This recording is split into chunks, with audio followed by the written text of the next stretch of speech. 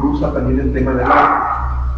La tesis 9 gira alrededor de una pintura de Paul Klee, un pintor alemán de origen suizo, que pinta un ángel que retoma de alguna manera la tradición de la teología judía, particularmente del Talmud, ¿sí? Que son los llamados ángeles nuevos o ángeles nuevos. El ángel nuevo o el angelus novus en latín, para quien no sepa esta tradición, son ángeles creados expresamente para cantar y alabar al Señor, a Dios, y una vez que cumplen con ese objetivo, desaparecen de la nada. Es decir, su vida es muy efímera, es instantánea, por decirlo de alguna manera, ¿sí? Porque nacen para cumplir un cometido muy específico y una vez que cumplen ese cometido, desaparecen, ¿no? A este tipo de ángel, que hay muchos tipos de ángeles en la teología judía, se le conoce con el nombre de ángel nuevo o ángelus novus, ¿sí? Este pintor llamado Paul Klee hizo una pintura en 1920 que se llama así, Ángelus Novus. Es una pintura que es muy visible en el internet, ¿sí? Que tiene una hechura muy peculiar. Paul Klee es uno de los artistas más importantes del surrealismo, con una tendencia surrealista, expresionista y también abstracta, ¿sí? Y esta pintura la hizo en el año de 1920 y Walter Benjamin se hizo de ella, la compró, nos parece indicar que la compró, y era uno de sus bienes más preciados, que lo acompañó en mucho tiempo, estuvo colgado en los lugares donde él vivió y quedó allí al lado de un texto muy importante que escribió en el año 1940 tratando de huir de la persecución nazi, ¿sí? En parte de ello el judío, ¿sí? Y él quería escapar de la persecución nazi y en un pueblito fronterizo entre Francia y España llamado Porco, ¿sí? Él se suicida aparentemente. Digo aparentemente porque esta tesis del suicidio fue la más socorrida en un momento dado, pero hace algún tiempo ya es una tesis cuestionada. Hay un documental hecho por un argentino judío llamado David Mawas, hizo un documental en 2005 que se llama ¿Quién mató a Walter Benjamin? Y en este documental, este cineasta de origen judío argentino que radica en España hizo toda una serie de investigaciones que nos permiten poner en entredicho la tesis del suicidio de Walter Benjamin, ¿no? Walter Benjamin es un pensador muy peculiar, es un marxista, pero un marxista muy fuera de lo común, porque incorpora en su pensamiento la teología judía. Y sobre todo, es algo muy importante que está en la estructura de su pensamiento, toda la tradición mesiánica del judaísmo, ¿sí? El Mesías, dicho de manera muy rápida, parece que hay los ateos, ¿sí? El Mesías es el que está por venir, que vendrá a redimirnos en el mundo, en la vida, el mal que hemos hecho. La tesis del mesianismo descansa alrededor de la cuestión justamente de la venida del Mesías, ¿sí? Que vendrá a salvarnos, ¿sí?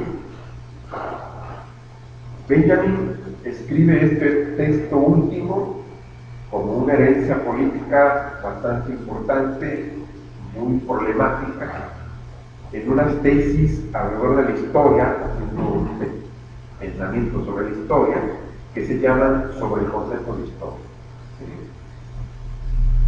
Más conocidas como tesis sobre filosofía de la historia, por que así les puso Adorno, que fue amigo de Benjamin, uno de los amigos importantes de Benjamin, y es de este modo que son mucho más conocidas las tesis. Son 18 tesis muy breves, escritas en un lenguaje aforístico muy sintético, muy problemático, muy problemático cada una de las tesis. Y yo voy a trabajar sobre la tesis 9, ¿sí? Que es quizá la tesis más bella, más profunda, más problemática, filosóficamente hablando, históricamente hablando, teológicamente hablando, ¿sí? Donde justamente la reflexión que hace Benjamin es tratando de leer desde su perspectiva lo que está jugado en la cultura del ángel nobles, ¿sí? Voy a hacer una serie de reflexiones tratando de vincular esto con este acontecimiento trágico que tuvimos el año pasado, en septiembre, 26 y 27 de septiembre, ¿sí? De Ayotzinapa, ¿sí? Y la reflexión que voy a hacer toca esta cuestión de la presencia del mal en el mundo, ¿sí? Que está jugada a través de la figura del ángel y que si uno mira atentamente el ángel tiene características de diablo también, ¿no? Es decir, la pintura misma de Paul Klee, con algunos indicios bastante finos, bastante sutiles, pero muy claros, nos indican que este ángel es un ángel ambiguo, es decir, tiene una doble cara, ¿sí? Una cara de ser, por supuesto, un ángel nuevo, ¿sí? Pero también tiene dimensiones diabólicas. Si uno se fija bien en los dientes del ángel y en las patas del ángel, que son garras, ¿sí? Encontrará con una atención mucho más cuidadosa de la ordinaria, ¿sí? Atributos que no son propiamente de un ángel, ¿sí? Sino son atributos de Satanás, como de una figura de Dios. En la teología cristiana, nosotros lo sabemos muy bien, Satanás es también un ángel caído. ¿Sí? Entonces, no hay una relación muy compleja entre la teología cristiana y la teología judía, no es el caso, pero yo quiero poner la atención en tres hilos conductores de manera muy rápida para dejar el espacio que los otros compañeros participen, y también muchas de las cosas que yo traía para comunicarles a ustedes podemos sacarlas a la hora de diálogo, ¿no? Son tres hilos conductores los que atraviesan las tesis de Benjamin. Uno de ellos es el tema de la memoria, ¿sí? Otro, el tema de la redención, es decir, el tema de la redención de las tesis de Walter Benjamin, y otro, el tema del tiempo. No son los únicos temas, por supuesto. El texto de Benjamin es un texto muy complejo, ¿no? Pero sí están jugados de manera central esos tres temas allí. Para Walter Benjamin, el tiempo pasado no es necesariamente un tiempo muerto, sino que es un tiempo vivo que es posible de traerlo a nuestra época y redimensionarlo desde esa perspectiva de la rememoración y del recuerdo de quienes, del recuerdo de los muertos, ¿no? Y sobre todo del recuerdo de las injusticias que han padecido nuestros muertos. Porque pensando la tesis 9 alrededor de todo lo que se ha jugado en las otras tesis, ¿sí? Benjamin deja muy clara otra cosa, que es la cuestión de que el enemigo seguirá venciendo, ¿sí? A pesar de que los muertos ya están muertos, y los muertos seguirán padeciendo las injusticias en la medida en que no lo recordemos y en la medida en que permitamos que el enemigo siga venciendo como está haciendo hoy en día. La redención, por lo tanto, atraviesa por el lado de recuperar la memoria y hacerles honor a nuestros muertos allí en las injusticias que los llevaron justamente a su muerte. Esta es la parte más importante que retenga todo el pensamiento de Benjamin, y que toca muy de cerca toda la cuestión del mesianismo, todo el tema de la teología judía, pero puesta al día en la perspectiva de la historia y lo terrenal. Es decir, Benjamin sabe muy bien que no se puede pensar la historia cronológicamente, ¿sí? Pero también sabe que no podemos pensar la historia sin el auxilio de la teología, ¿sí? Y por eso en la primera tesis aparece la teología disfrazada como algo vergonzante. Acuérdense que estamos a finales del siglo XIX, principios del siglo XX, ¿sí? Donde el discurso dominante en ese entonces era el discurso de la ciencia, y por lo tanto la teología es algo que ya da vergüenza mostrar, ¿no? Entonces, en la primera tesis aparece la teología bajo la figura del enano, ¿sí? Escondido, diestro en el juego del ajedrez, y que permite hacer jugadas muy atinadas a la hora de este juego tan singular, ¿sí? Entonces, el mesianismo implica en Benjamin pensar el tiempo desde el lado de la posibilidad de redención de las injusticias de nuestros muertos, pero solamente como una mera posibilidad. Es decir, no hay nada que obligue a que las cosas van a ser de esa manera. Nada puede garantizar que los muertos sean redimidos allí en el punto de la injusticia que han padecido cuando estuvieron vivos, ¿sí? No es necesario que se les redima, pero sí es indispensable que esta posibilidad se abra, y se abra temporalmente como una manera de traer el pasado al presente y como una manera de abrir el futuro a la posibilidad de que éste advenga como aquello que está por venir. Desde esa perspectiva, el mesianismo se juega, por lo tanto, en Benjamin terrenalmente. No es que esté jugado allá en los cielos, sino que está jugado aquí en la tierra, en los actos humanos. Y son los actos humanos y las decisiones humanas las que posibilitarán o no la apertura del porvenir, la apertura del mundo. Y desde esa perspectiva, el concepto más importante de todas las tesis, ¿sí? Y de la tesis 9, ¿sí? Particularmente, es el concepto de instante, ¿sí? El concepto de instante, en tanto el instante se abre peligrosamente a la posibilidad de olvidar el pasado, ¿sí? Y a la posibilidad de, en esa medida en que se olvida el pasado y se olvidan las injusticias que padecieron nuestros muertos, ¿sí? Obturar el futuro y pensar que el único futuro que tenemos por delante es lo que estamos viviendo en el tiempo actual, ¿sí? Desde esa perspectiva, la temporalidad de Benjamin es una temporalidad muy compleja que arremete contra toda la idea de progreso, ¿sí?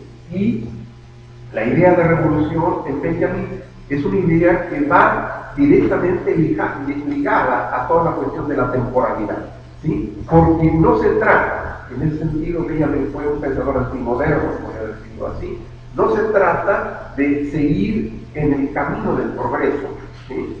En lo que Marx inclusive fue muy poco claro, hay que decirlo, porque Marx apostó más desde el progreso, ¿sí? Sino que se trata de que nos detengamos, ¿sí? Hagamos un alto en el camino y nos preguntemos si el camino que estamos siguiendo es el más adecuado, ¿sí? Desde esa perspectiva, la temporalidad hay que despreciarla, y por eso el instante aparece como un tema muy importante en la temporalidad de Benjamin, ¿sí? Hablando de la metáfora del tren, de la máquina del tren, acuérdense que les dicen la bestia, todos nuestros paisanos norteamericanos, ¿sí? Esta metáfora del tren, de lo que se trata a la hora de pensar la revolución, no es que el tren siga su marcha y siga su camino, sino de lo que se trata en la perspectiva de Walter Benjamin es de meter un freno, poner un alto y que nos preguntemos si este camino es el más adecuado de este camino, ¿no? Entonces, hay una compleja relación, por lo tanto, entre pasado, presente y futuro. Hay una compleja conceptuación de el instante como peligro de olvido o como peligro de dejar de lado nuestras preguntas por la cuestión de las injusticias de nuestros muertos, ¿sí? Y Esta lógica de apuesta al progreso está muy jugada en el orden del día de lo actual, ¿sí?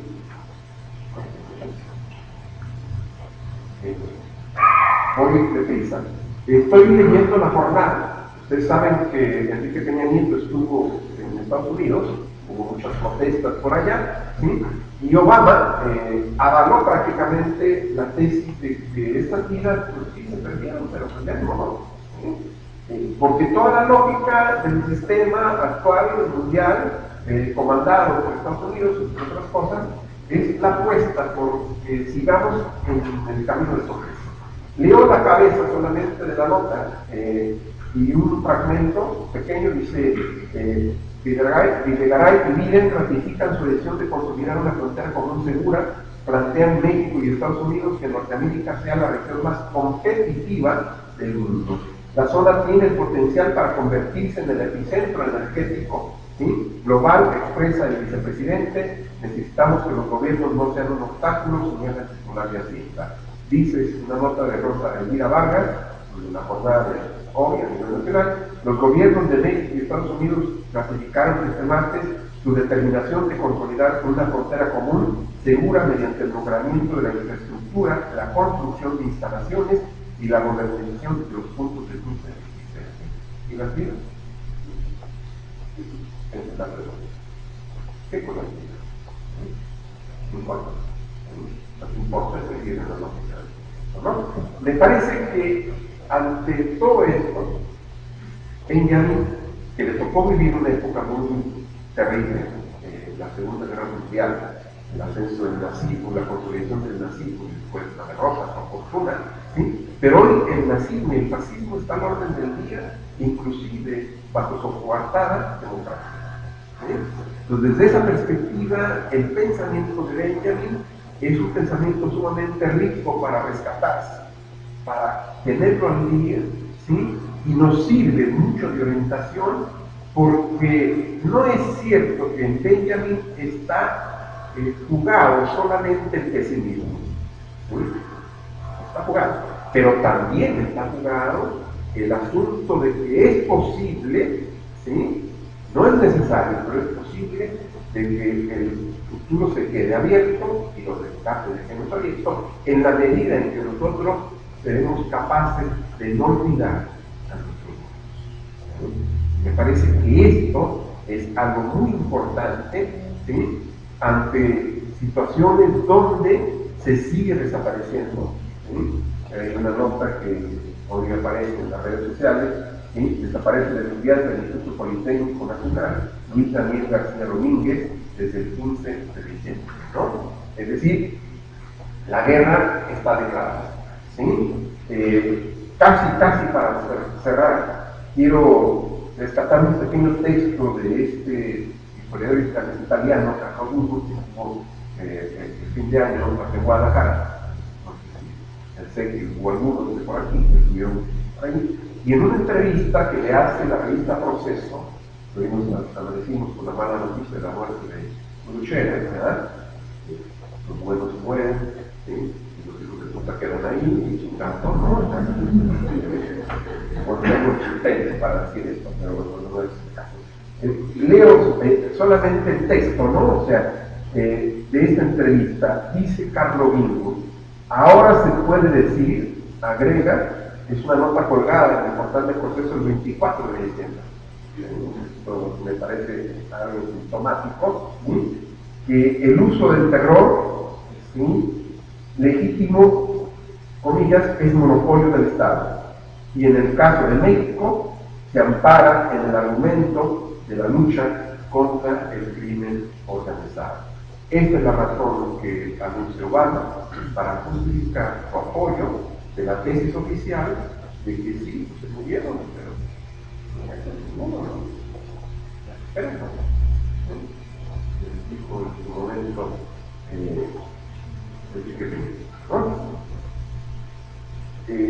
quiero terminar de manera muy rápida para los que no conozcan la tesis. 9, que la leo, está colgada en el muro, junto con el epígrafe de él, Scholen, dice, hay un cuadro de Porfi llamado Ángel No.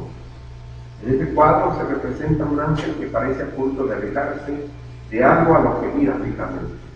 Los ojos se le ven desorbitados, tiene la boca abierta y además las alas desplegadas. Pues este aspecto deberá tener el ángel de la historia. Él ha vuelto el rostro hacia el pasado, donde ante nosotros aparece una cadena de datos. Él ve una única catástrofe que amontona incansablemente ruina tras ruina y se las va arrojando a los pies. Bien le gustaría detenerse, despertar a los muertos y recomponer lo destrozado, pero soplando desde el paraíso, una tempestad se enreda en sus alas y es tan fuerte que el ángel no puede cerrarlas. Esta tempestad lo empuja incontenible hacia el futuro, al cual vuelve las espaldas mientras el cúmulo de ruinas ante él va creciendo hasta el cielo. Lo que llamamos progreso es justamente esta tempestad. Vean qué complejo.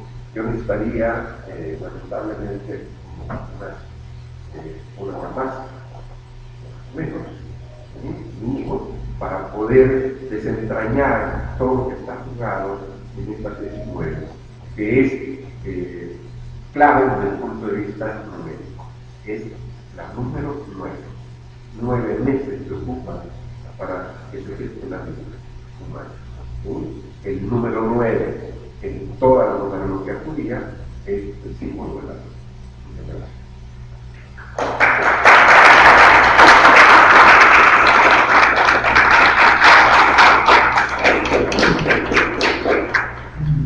No sé si tengan alguna pregunta o quieren dejarnos para una pregunta. Bueno, necesitan preguntarlo, lo anotan y al final lo vemos. Y bueno, continuamos con Víctor, con su exposición que se llama Acercamientos a la topología y al decir modos. Entré en pánico, tuviste un poco el tiempo, pero intentaré hablar, me lo algo ya estructurado, pero trataré como de jugar, ¿no? También me gusta jugar. ¿Por qué la topología? Bueno, en realidad la topología. ¿Por qué? Porque en realidad no hablaré de una cuestión de superficie solamente, sino de algo más, que era lo que proponía David Nacio, me baso Nacio, se llaman uno de los libros de los que me baso, topología. Y bueno, algo a mí de lo que me llamaba mucho la atención este tema son tres cosas, digo. Y antes diré que había compartido ya con Nacho hace un tiempo, que entré en pánico porque decían que Jan Luz dijo, a mí ya no me interesa la topología, ya estuvo desplazado, ¿no? Pero a mí me parece que ya lo que sea se puede tomar, porque si bien la obra de Lacan habla de formas, estructuras, el nuevo Borromeo, hay algo de lo cual a mí me llama mucho la atención, me convoca allí. Son tres cosas. Una son los nudos, ¿sí? Porque cuando hablamos de que un sujeto se estructura, que un sujeto se hace, y lo hablamos a partir del psicoanálisis, sobre todo lo lacaniano, hablamos de tres registros, de lo real, lo simbólico y lo imaginario. Pero, ya creo unos dibujos que deben estar haciendo por ahí. Cuando imaginamos, creo que la mayoría sabe lo que es un toro, no te lo voy a dibujar. Un toro vendría siendo como el interior de una llanta o la cámara de una llanta, ¿sí? Una dona, imaginemos una dona que sería un toro, ¿no? En ese sentido. Este toro, bueno, acá tratamos con un palito. Cuando yo comencé a leer, a trabajar un poquito de esto, me di cuenta de que la topología que usa Lacan sirve para explicar mucho más allá de aquello que entendemos. Por ejemplo, cosas muy difíciles. Me trabo, ahí estoy. Esto es una demanda. Una demanda tiene un sentido y una dirección. Si es una flechita. Perfecto.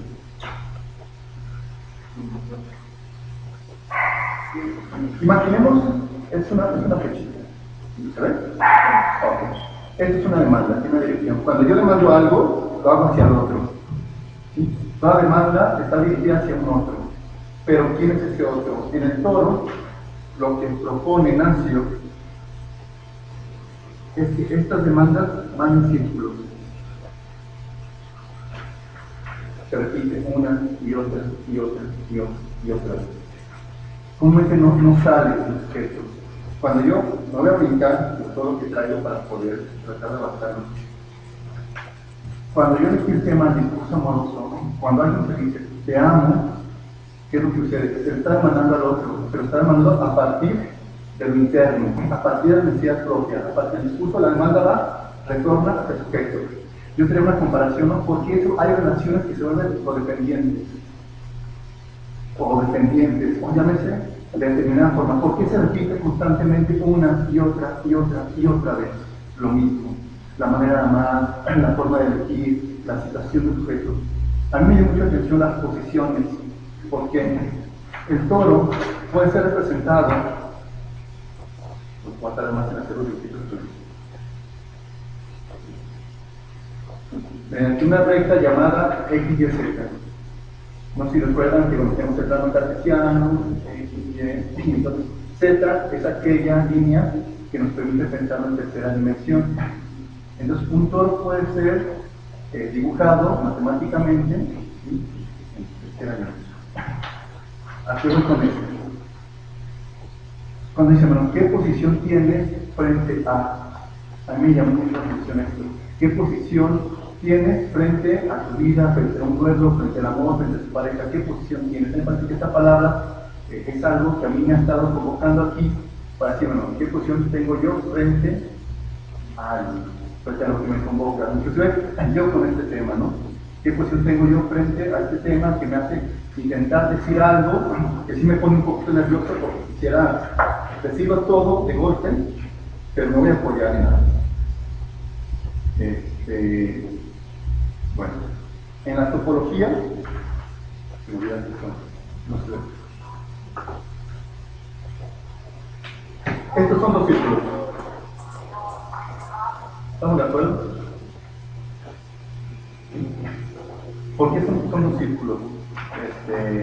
A final de cuentas, lo que interesa no es la forma como tal. Yo en este texto escribía que estamos acostumbrados a decir, bueno, un círculo tiene que ser perfecto, tiene que ser redondo. Un toro tendría que ser una dona perfecta, ¿no? Pero realmente este que está aquí más dibujado puede ser un toro. Puede ser un círculo, perdón, puede ser un círculo. Aquí voy con esto. La psicología es una crítica que yo hice en este texto, plantear que con un sujeto debe ser estructurado tal cual, debe tener una salud tal cual, debe ser tal cual, debe tener un lineamiento exacto, cuando me parece que no. Si vemos que el sujeto tiene una forma y un posicionamiento único que es muy diferente a todos los demás, inclusive a cada sujeto. También se habla totalmente, lo que quiere decir es que ya no hay estructura. Se les puso un nombre, no recuerdo cuál es el momento. Yo digo, bueno, lejos de si hay o no estructuras, me parece que si hay posiciones, si hay un sujeto, porque al final de cuentas lo importante no es la estructura que tiene un sujeto, sino lo que dice un sujeto depende de su estructura. Y ahí yo estaba pensando, bueno, ¿por qué se debatió tanto si el hombre de los lobos, si Scheber, si James Joyce era psicótico, era neurótico, era perverso? Me parece que el debate puede surgir allí, porque los sujetos no están atrapados en una estructura, no están, digamos, engañados a decir, seré psicótico siempre y siempre, por lo tanto, actuaré de forma psicótica. No, sino lo que se plantea, en qué momento el sujeto se plantea como psicótico, qué características, qué actos psicóticos puede plantearse, ¿no? O qué actos neuróticos, ¿no? Loco, por así decirlo, pues no todo momento está alucinando, tiene contacto con la realidad, un loco siente. Hay un documental muy bonito que se llama Radio La Colipata, los recomiendo si no lo han visto, donde, bueno, en Argentina es un centro psiquiátrico que le dan una radio, los internos hablan, ¿no? Como si fuera una estación de radio, y bueno, hay un diálogo que me parece muy interesante donde uno de ellos dice, pues mira, ni me halaga que me digas cuerdo, ni me molesta que me digas loco. Pues al final de cuentas, yo funciono así, ¿no? Yo vivo así, tengo un espacio donde hablar, y ese espacio me permite decir algo. Bueno, hay algo de lo cual yo no quería salir, soy mal dibujante, yo para mi colmo, es un tema donde hay que dibujar, soy pésimo dibujante. Esta es una banda de móvil. no es como la pintan, pintan la bien. ¿Qué es la banda de Mobius? Nos tenemos una tira que doblamos y volvemos a pintar. Esta banda de Mobius es la que Lacan usa para decir no hay interior y no hay exterior. Hace poquito estábamos hablando, ya en alguna clase, de que, bueno, estaba esta frase de el cambio está en ti, ¿no? Esta cuestión del política, todo está en ti, échale ganas, hasta buena onda. Me gustó mucho un meme que sacaron por ahí de varias gente trabajando y el secretario de Hacienda, en tamaño proporcional, diciendo el cambio está en ti, no, yo me mato trabajando. ¿A qué voy con esto? Esta banda del Mobius, si nosotros recorremos el inicio, ponemos el dedo, vamos a pasar por dentro y por fuera al mismo tiempo. Esta banda lo que plantea es que no hay un interior y no hay un exterior, todo está comunicado, tanto del sujeto como su medio externo. No como decir, el cambio está en ti, no. ¿Por qué? Porque en este caso cualquiera podría ser lo que quisiera, ¿no? Cualquiera podría, digamos, convertirse en rico o desaparecer gente, cualquiera podría lograr lo que quisiera. Me parece que no hay un contexto único que permite que el sujeto haga algo. Me parece que hay algo que no se repite, que son los instantes, precisamente lo que habla aquí Nacho, pero yo añadiré los acontecimientos. Cuando hablo del discurso amoroso, yo lo que planteaba es dos cosas. Yo aquí hacía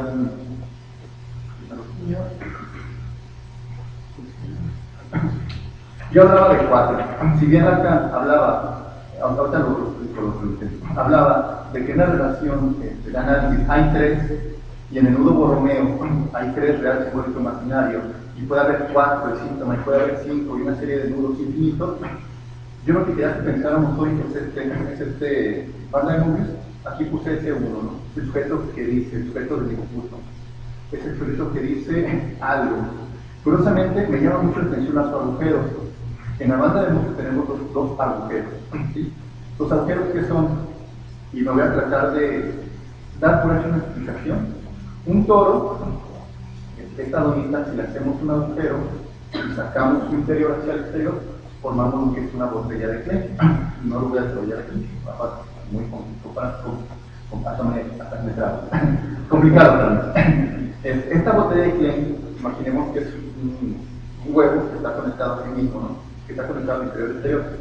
Si esta botella de Klein la anudamos, digamos, la acomodamos, se forma un cross-cap. Un cross-cap es un huevito con una línea. ¿Sí? Muy bien, con un huevito con una línea en medio. A mí me pareció fascinante el cross-cap, de hecho estoy trabajando, quedé maravillado cuando me di cuenta que el cross-cap es la línea límite, también en la genética, donde ¿sí? se comienzan a especializar las células en el embrión. ¿Sí? Recordemos que es un espermatozoide, óvulo, forma una bolita, y antes de la módula comienza a dividirse. Esa línea comienza a dividirse, es el cross-cap. ¿Sí? A mí me pareció impresionante que Lacan usara este ejemplo, digamos, también decía al gorrito se me fue el nombre de eso de la iglesia, de cabeza, de obispo. Pero si al cross-cap lo recortamos, tenemos una banda de Mobius y tenemos un disco. A ese disco que queda, Lacan le llama el objeto A. Entonces, yo lo que pretendo decir con esos agujeros es que allí, cuando estaba obturado, cuando había algo, ya no está. Ese agujero es la representación de que allí había algo y que el sujeto está destinado a vivir siempre con un agujero. Ese agujero es la posibilidad de hacer algo. Cuando se ama a alguien, cuando se lanza un discurso, existe la posibilidad de representar esa falta, la falta de aquello que ya no es posible llenar, porque hay un agujero. Y qué bueno que no se llena, porque al final de cuentas es continuar una y otra vez representando al sujeto. Aquí puse ese dos de este lado, que es al sujeto a que se le dirige. Pero con una relación amorosa yo los planteo son cuatro. Estoy yo, está el otro que yo creo, ¿sí? Porque al final de cuentas yo amo a alguien y al final de cuentas le estoy depositando todo aquello que tiene que ver con mi falta. Igual a otra persona. Está creando un otro de mí, por eso es una relación de cuatro. Y aquí pongo, ¿sí?, estos agujeros como el SA dos SA, que tiene que ver con aquello que se le deposita al otro. Mi historia, mi necesidad, bla, bla, bla. Es más o menos lo que se venía trayendo para la banda de aquí. Bueno, voy a tratar de retomar un poquito de lo que escribí.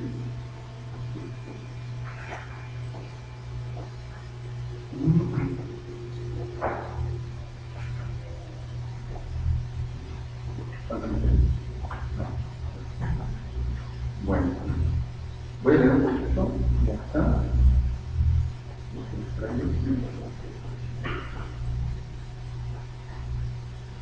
Espero no confundirlos tanto como yo estoy confundido. Pero sí me pareció que es un tema complejo, pero es un tema muy rico. Yo lo diré así. Un discurso amoroso está claro que parte de la demanda. Claro, cualquier discurso parte de la demanda. Pero este en especial hace sentir más cercana la posibilidad de suturar la falta, de que el sujeto pueda colmarse su falta y suturar el agujero. Existe un significante depositado en el otro, necesita crear una cadena entre el sujeto y el sujeto objeto. ¿A qué me refiero con esto? Se deposita a alguien, ¿sí?, creyendo no solamente que es aquella persona que se ama, sino que es aquello que va a obturar todas mis necesidades. Cuando yo hablo de relaciones de codependencias, ¿por qué en una relación de codependencia se sigue allí sabiendo que se hace daño? O entonces me estructura, me llena, me colma. El momento que me colma, no puedo dejarlo porque entonces, ¿qué voy a hacer cuando me enfrento con mis propios agujeros, con mi propia historia? Cuando me voy a dar cuenta de que realmente esa persona no es en lo que obtura mi falta. A diferencia de una relación, digamos, en que no es codependiente, ¿no? Que cuando es una relación de 1 más 1, es igual a 1 más 1. Una relación amorosa tiene que ver con que yo puedo compartir esto sin fusionarme. ¿Por qué? Porque cuando hablo de la banda de Mobius, dos sujetos pueden recorrerla así, y en momentos se van a cruzar, y al momento en que se cruzan, pues tenemos momentos en los cuales, no, estoy en el cielo, ¿no? Estoy viviendo no sé qué cosa, que me siento que estoy tan feliz. Pero de un momento a otro, los sujetos cuentan diferentes posiciones de la banda de Mobius. Y esos momentos tienen que ver con discursos que han escuchado, pero es que antes no era así, pero es que antes yo me sentía bien, pero habría que entender que hay una cuestión que es el tiempo, y parece que del tiempo no se puede escapar. ¿A qué me refiero con esto? Hay instantes que jamás van a ser borrados de la historia, de cómo me posiciono frente al discurso amoroso. Pero, ¿qué sucede? Que siempre estamos en continuo movimiento. Y entonces, ahí está la psicoanalista de Granada, Mercedes de Francisco, menciona en su conferencia Blue Amor, dice, el amor no existe. Sí, yo estoy de acuerdo, el amor no existe. ¿Por qué? Porque no es, esto es el amor y ya no, sino que lo que plantea es que el amor se tiene que construir día con día. ¿Sí? Porque entonces un acto puede destruir años de una relación amorosa, un acto puede desprender. Entonces, ¿qué es lo que sucede? Si existiera, digamos, bueno, esto es el amor, lo tomo, lo guardo, nadie lo toca y soy feliz. No, sino que el amor tiene que ser construido día con día con día, para entonces decir que esta posición, ¿sí?, entonces me voy a encontrar en diferentes momentos con el sujeto, causa de mi deseo, e instantes por medio de este recorrido histórico y de tiempo. Voy a tratar de presentar algunos minutos. Bueno, en el discurso amoroso el sujeto se siente pleno, feliz, expresa su demanda en bruto es el amor.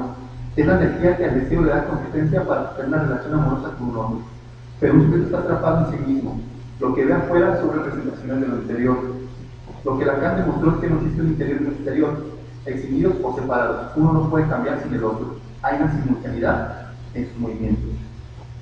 Y lo que propongo con esta banda de Mobius es pensar la relación del sí mismo con el otro, de manera que represente el espacio antropológico donde se posicionan ambos.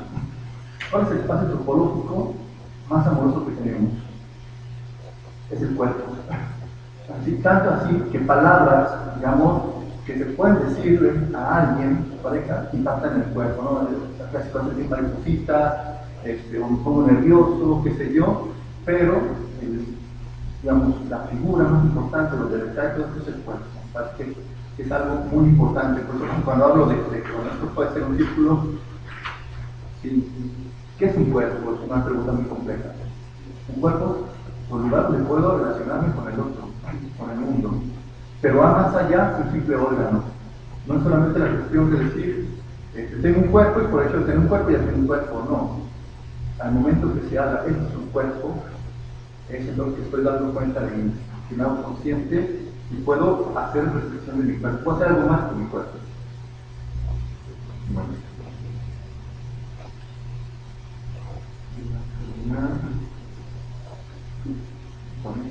Bueno, ahora intentaré hablar vagamente de los cortes. Les mencionaba que hay tres cosas que me fascinan, estoy trabajando, una que son los nudos. Un nudo tiene que ver cómo se amarra, se sostiene a un patrón importante, los agujeros. Los agujeros son la posibilidad de adentrar algo, de hacer algo. Un agujero, como meter algo en el agujero. Lo importante del agujero es el borde, lo que lo bordea, lo que le da consistencia al agujero. Y los cortes. Bueno, ¿qué es un corte? Es un límite, es una excisión. Es de tener retorno a sí mismo. Es hacer la posibilidad de un nuevo anulamiento. Un corte no es algo que se pierde o que rompe fracturas. Un corte también es acomodo. Tal como los agujeros, que son pruebas que algo se perdió y es irrecuperable. Un corte también es un acto. Es la posibilidad de que el sujeto vaya más allá de su goce, es transgredir lo establecido e ir tras el deseo singular que la habita. Solo un enamorado puede decir te amo y ir más allá de la palabra, va acompañado de un acto, de un hecho constante que le da vida al discurso, y el corte es la respuesta del otro a que sin saber le dice su demanda. Y para finalizar mi sorpresa, existe una banda de voces de 13 distorsiones que nos da un RCI. ¿A qué me refiero con esto? Yo quedé sorprendido cuando me di cuenta que la banda de voces que hacemos 3 torsiones, formamos un nuevo Romeo. Pero ¿qué es un corte? Hay formas de hacer cortes. En análisis, cuando un analista hace una interpretación, un silencio, una intervención, está haciendo un corte. Si el sujeto lejos está repitiendo lo mismo siempre, en ese momento se da cuenta de que algo, hay un corte, inclusive en la canción, si se está haciendo un corte en el discurso, el sujeto puede replantearse y anudarse de una forma diferente. Si están atrapados en su historia, por eso repetimos la historia, ¿sí? Repetimos lo mismo una vez, pero frente a un acto que hasta un corte, precisamente el sujeto puede hacer algo diferente. Se está atrapado en su historia, pero la posición después lo que puede cambiar es un análisis. Puede haber algo más. Entonces, a mí me llama la topología para decir y hablar de posiciones en la clínica. Inclusive, digamos, hablar un poquito más de lo que está pasando actualmente, esta cuestión de que necesitamos un corte, algo que entonces diga hasta aquí, ¿no? Entonces, creo que es muy mencionado fue el nombre conocido ya nomás, un corte, algo que nos separe. Es decir, no me cuenta. Y bueno, esto es lo que traté como de mega simplificar. También yo ocuparía como otras 4 horas para leer todo lo que quería traer, pero siempre es mucho que todo. Pero sea entender un poco.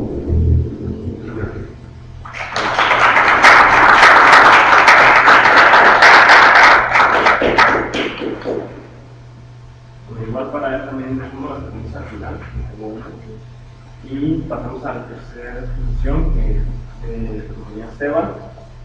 Se llama Heidegger y la pregunta por los estados de ánimo, un estado fundamental, la soledad. Muchas gracias. Antes de comenzar, 2 viñetas acerca de las intervenciones de los compañeros. La primera es que, si bien es interesante que a Víctor le agraden los nudos, quizá a mí me agradan más los desnudos. No enlazar, sino soltar, igual que la prenda. Y acá se ha hablado de Lacan y de Heidegger, de que quizá también sean figuras angelicales que por una parte iluminan el cielo, pero por otra parte también, cuando se escucha uno, cree que son el diablo, ¿no? Es algo muy sintético lo que traigo acá para pensarlo. Es algo que he estado pensando un tiempo para acá, acerca de la pregunta por los estados de ánimo en Martin Heidegger. Bueno, muy sincréticamente, la cuestión o la posición de Heidegger es bastante interesante porque es un filósofo alemán que participa en la Primera Guerra Mundial, pasa por la Segunda Guerra Mundial, y es un filósofo bastante, en algunas ocasiones temido, malentendido, malinterpretado, y en algunas ocasiones se le llama oscuro. pero también está ese oscuro objeto del deseo que causa. La pregunta que hace acá, por mover mi propia reflexión sobre Heidegger, es algo que hace tambalear y que me parece bastante importante mencionarlo. La cuestión de los estados de ánimo como una de las cuestiones o de las estructuras fundamentales de cada uno. Cabe resaltar algunas cosas antes de empezar a plantear esto, porque es muy importante mencionar que en Heidegger no existen temas o tópicos estados, ¿sí? Como que hable, por ejemplo, del lenguaje, que hable del ser, que hable de la poesía. No, hay un hilo conductor bastante importante en la obra de Heidegger que siempre lo va a guiar desde las primeras reflexiones hasta el final de sus días. Esta es la pregunta por el ser. Quizá por eso Heidegger es uno de los filósofos que se le puede llamar más puro, por esta entrañable pregunta que es bastante compleja, que es la pregunta por el ser. Y esta pregunta surge desde los primeros momentos en que Heidegger empieza a pensar y está abocado en diferentes pensadores. Pienso, por ejemplo, que se aboca en la escolástica, piensa en Duns Scotus, piensa en Aristóteles, piensa en el maestro Eckhart y también piensa en la fenomenología. Estos son movimientos que a Heidegger le empiezan a llamar la atención para empezar a pensarlos. A partir de ello, Heidegger comienza a entrañar diferentes preguntas que lo llevan a guiar, más bien que lo guían o que lo llevan hacia nuevas sendas, que es esta pregunta por el ser. Una pregunta que en 1927, que es el año donde sale el libro o el texto que es paradigmático de él, llamado Ser y Tiempo, en este año la pregunta por el ser ya estaba dejada de lado. ¿Qué quiere decir esto? Ya no importaba preguntar qué significa, qué coño significa el ser. Lo que preguntaban o hacia donde dirigían la pregunta es que podemos conocer la noción de una fenomenología, que era la cuestión más importante para la filosofía, y sobre todo lo que vendrá a manera posterior, una reflexión filosófica para la ciencia. Esto para Heidegger representa un gran peligro. ¿Por qué un gran peligro? Porque la pregunta por el ser, lo que parece lo más abstracto y lo más oscuro cuando uno pregunta por el ser, es ¿qué diablos es esto? La pregunta por el ser, hacia donde lo lleva, es a preguntarse que cuando uno pregunta por el ser, la pregunta recae siempre sobre uno mismo. Heidegger, antes de comenzar a escribir Ser y Tiempo, da un seminario que se llama Ontología Hermenéutica de la Facticidad y empieza a trabajar que lo fáctico del ser humano son dos cosas importantes. Una, que es un ser histórico, es decir, que su carne está atravesada, lamida y también está henchida de la historia, de las vivencias que lo han atravesado. Y otra es que es un ser que se encuentra en un mundo, es decir, el ser, nosotros, el ser humano, se encontrará viviendo y habitando en un mundo. Desde ese momento Heidegger empieza a darse cuenta de eso. En 1927, tras otros seminarios que empieza a desenvolver, empieza a dar cuenta de este tipo de nociones fundamentales que nos constituyen. Heidegger deja de lado dos cosas que son importantes. La primera, cuando Heidegger piensa la pregunta por el ser, dice algo claro. Si seguimos preguntando qué demonios es el ser, uno espera definirlo con palabras. No se trata de definir la cuestión del ser. Ya no hay que tratar de abocarnos a definir qué es el ser, porque por ello cayó en el olvido la pregunta. Es decir, como no se podía definir desde Parménides hasta 1927, se deja de lado la pregunta porque no pueden conceptualizarla. A Heidegger no le interesa conceptualizar o llevar hacia una definición de qué es el ser. Todo lo contrario. Heidegger dirá, claro, lo que está en juego ya no es el ser como definición. Ahora lo que está en juego es el sentido del ser, lo que acontece del ser. ¿Por qué? ¿Por qué diablos es lo que le interesa a Heidegger? El sentido del ser. Porque el sentido del ser, el sentido en este preciso instante, es lo que también tiene sentido para mí, en cada caso único. Así como para cada uno de ustedes las cosas tendrán un sentido y un significado único y rebasable, así para Heidegger entenderá esta noción del sentido del ser. Heidegger desarrolla en un libro que es Ser y Tiempo, bastante complicado libro, porque es un libro que nunca llega a terminar. Es un libro que estaba pensado en desarrollarse en 3 secciones, en tres pequeñas estructuras. Sin embargo, solamente desarrolla uno y el segundo no lo llega a terminar de desarrollar, por muchas razones. Heidegger después, en un diálogo con un japonés, dirá que trató de ir demasiado lejos, demasiado pronto. Pero este libro, como muchos de los comentadores de Heidegger, no sé si mañosamente o sin maña, dirán que más que un libro inconcluso y un proyecto que no se llega a concluir, que es determinar o terminar de pensar la pregunta por el sentido del ser, es lo que le da un trayecto, un camino a Heidegger para seguir a cada momento, para seguir a lo largo de su historia, a lo largo de su vida. Es muy interesante porque dentro del libro de Ser y Tiempo, las cuestiones fundamentales que determinan a cada uno de nosotros serán muy interesantes. La primera palabra que dice Heidegger suena hasta tautológica, pero cuando uno la piensa no está tan clara. Heidegger dice, en lugar de designar hombre a cada uno de nosotros, ser humano, no lo designa así, porque está cargado de un gran portal que le llama el metafísico. ¿A qué se refiere con metafísico? Esta palabra metafísico lo utiliza en un sentido no nada más peyorativo, sino que olvida.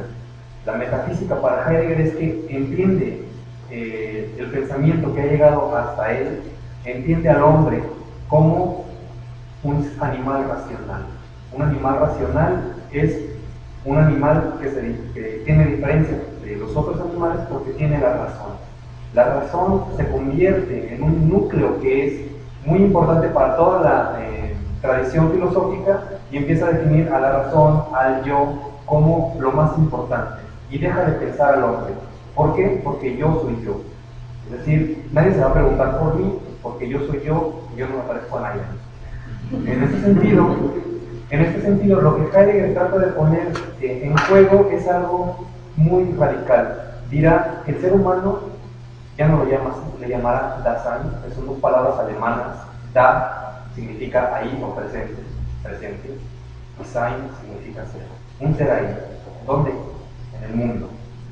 Cuando Heidegger dice el Dasein existe, es muy interesante, no hay que empezar aquí, pero Heidegger separa existe fuera de sí mismo. ¿Qué carajos trata de transmitir Heidegger a partir de ello? Que el ser humano no está determinado para absolutamente nada. El ser humano no está destinado a nada. Cada uno de nosotros no tiene un camino trazado, el cual va a concluir al paso de los años. No. La existencia, lo dirá Heidegger, estará todo el tiempo determinada por una indeterminación. El fundamento de la existencia es un abismo, que este tipo, por eso muchos lo deschavetan, incluyéndome a mí, porque su fundamento está abismado. Es un tipo que Heidegger piensa siempre como una cuestión aporética, es decir, hacia donde no hay salida. Va hacia muchos caminos donde parece que se contradicen, pero llevan hacia una noción de pensar. Cuando el Dasein existe en un mundo.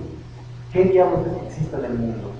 Eso es sinónimo, o significa, que el Dasein a cada momento se realiza en sus posibilidades, en sus acciones, en sus decisiones. A cada momento se está determinando cada uno de nosotros en el instante en que uno está decidiendo. Así uno decida no decidir, así uno decida la indiferencia. Heidegger tratará de llamar a este tipo de... Heidegger todavía piensa en términos binarios, pero tratará de llamar a esto como lo propio o lo impropio.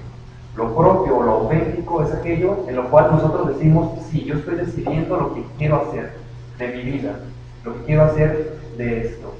Y lo impropio es aquello en lo cual el ser humano se ve arrastrado por la marea de la opinión pública, por la marea de lo que le llamará en impersonal, en alemán, lo que sé. Por ejemplo, se dice en la calle que debes de ser así, se dice que te debes de casar, etcétera, etcétera, etcétera. Eso es impersonal, es lo que puede arrastrar a cada uno de nosotros a tomar indecisiones o decisiones que nos lleven a ser como todos los demás, sin definirnos a cada uno. ¿Por qué? Porque ahí Heidegger comienza a ver uno de los peligros importantes. No es que encuentre una cuestión mala per se en lo uno, en esto que llamamos impersonal, sino que ese impersonal es el trampolín mismo para poder darle la vuelta de tuerca y poder decidir de una manera distinta a lo que deciden todos los demás. Es decir, si todos los demás votan por Enrique Peña Nieto porque les da una torta, yo puedo decir no. Si todos los demás deciden olvidar a Ayotzinapa porque las noticias nos dicen que ya no hay que pensarlo, pueden hacerlo, pero en cada caso uno puede resistirse a ello y decir no. En cada caso el Dasein está existiendo ahí en la posibilidad del mundo.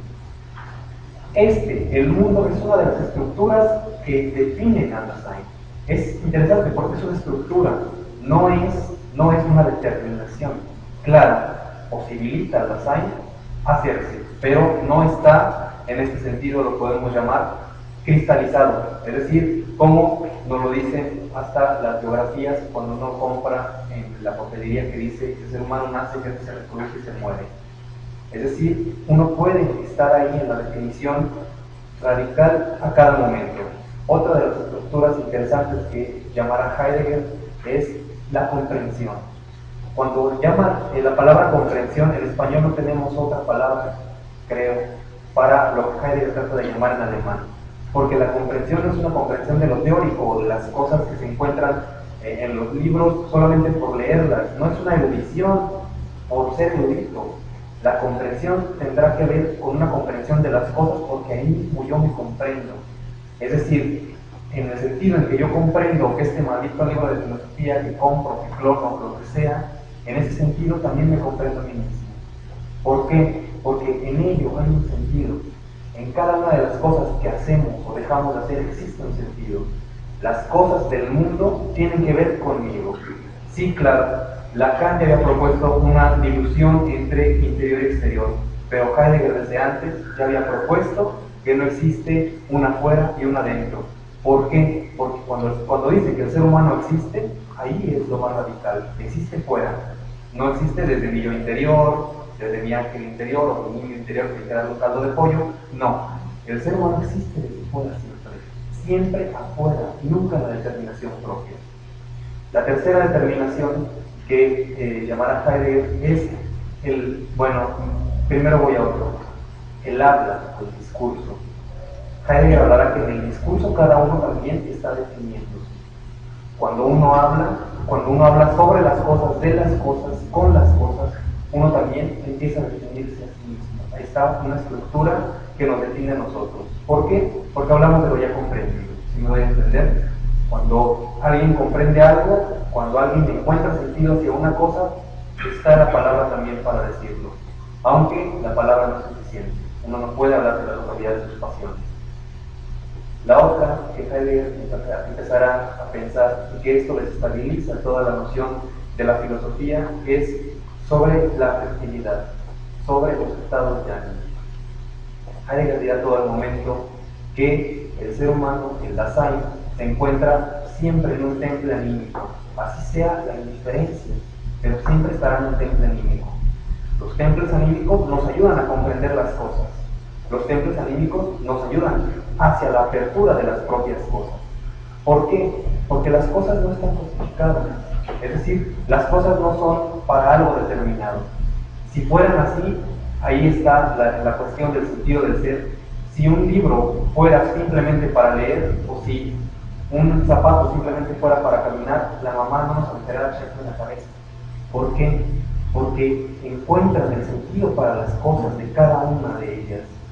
Siempre, en cada momento, las cosas están en apertura, no son para algo determinado. En ese sentido, la apertura del ser de las cosas es, de manera aquí un tanto brusca, por llamarlo así, es un tanto como el erotismo. El erotismo no tiene una meta definida, igual que ser las cosas. No hay una meta, no hay una definición o determinación para las cosas, ni para nosotros. Todo se encuentra en radical apertura. Y en esa apertura está la posibilidad de la comprensión de las cosas. Pero siempre vamos a comprender desde un estado anímico. Hay estados anímicos en los que comprendemos desde la alegría, desde la tristeza, el aburrimiento, ¿sí? En las clases uno puede detestar a Lacan porque está aburrido. Uno puede encantarse con otro autor porque le causa alegría. etcétera, etcétera, etcétera. La cuestión de la comprensión está atravesada siempre por un estado afectivo, y eso está ahí en la noción de la apertura. Siempre el estado anímico permite o clausura una apertura. El aburrimiento clausura una apertura. ¿Por qué? Porque nos sesga de las cosas para no comprender. Esa es una de las cuestiones que se pensarán a partir de esto. Los templos anímicos que curiosamente Heidegger retoma son o nos pueden parecer tristes, ¿sí? Pensando en Spinoza, en las pasiones tristes y las pasiones alegres, los prioritarios para Heidegger pueden ser los tristes, porque piensa Heidegger sobre todo el temor, el aburrimiento, la angustia, de manera muy sesgada la soledad. Pero también existe de su propia escritura y en fragmentos muy discontinuos la posibilidad del amor. La posibilidad del amor como una cuestión alegre que también nos ayuda o nos lleva o nos arroja hacia la posibilidad de una apertura. En este momento yo trabajo un poco la cuestión de la soledad. ¿Por qué la cuestión de la soledad en Heidegger? ¿Por qué Heidegger nunca retoma en un sentido estricto la soledad en sí, donde se aboca demasiado en la angustia? ¿Por qué en la angustia? Porque Heidegger empezará a pensar la angustia como ese estado anímico que nos vacía de todo. Es decir, cuando uno está angustiado, los entes que se encuentran en el mundo, las cosas en el mundo, no significan absolutamente nada. Cuando uno está angustiado, las cosas no significan absolutamente nada, y a Heidegger eso le permite entender que la angustia vacía para darnos la apertura de las cosas. Es decir, cuando uno entendía que las cosas servían para algo, uno a veces, cuando se angustia y se vacía, que la televisión servía para entretenerse y ya no entretiene más, entiende que las cosas no están determinadas para algo, están en apertura total, siempre. Y sí, claro, en la angustia el Dasein cae de alguna manera. El Dasein, dice Heidegger, que se aísla. No me queda tanto tiempo para poder determinar por qué la cuestión de la soledad, pero Heidegger empezará a pensar la cuestión de la soledad en momentos muy expuestos de su obra, y es hasta 1958 donde empieza a pensarlo de una manera un poco más radical. Pensemos, 1958 pasan las dos grandes guerras, la cuestión de la técnica está en una gran, ¿cómo puedo decirlo?, exacerbación. La cuestión de los medios de comunicación cada vez eran más continuos, etc. El mundo estaba cambiando de una manera tan radical que cada vez el mundo te hacía más fácil vivirlo en apariencia. La técnica te decía cómo vivir, la tecnología te decía cómo hacer, cómo desarrollar las cosas. Tú no pienses, así funcionan las cosas. Ya todo está determinado para ciertos aspectos. Heidegger, en ese sentido, empieza a pensar que la técnica, antes del 58, empieza a pensar que la técnica es un peligro. ¿Por qué es un peligro? Porque la técnica ya también nos está determinando, es decir, nos está llevando por ciertos rumbos en los cuales ni siquiera nosotros podríamos pensar. En la técnica se cierran los caminos para solamente transitar uno, es el pensamiento de Heidegger. En ese sentido, el peligro de Heidegger es de que el ser humano deje de existir para solamente transitar un camino, como si lo fueran arrojando las olas del mar. Y a partir de aquí empieza a pensar un término, porque él dirá que es imposible detener en su totalidad la cuestión de la técnica o la bestia, es imposible detenerlo.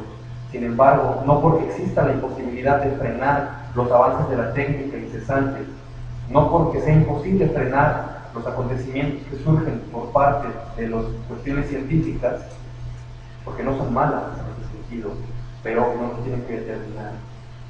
Aunque no se pueda frenar, el ser humano tiene que tener un temple anímico ante este tipo de situaciones. Y Heidegger lo prepara con una palabra alemana que se llama Gelassenheit.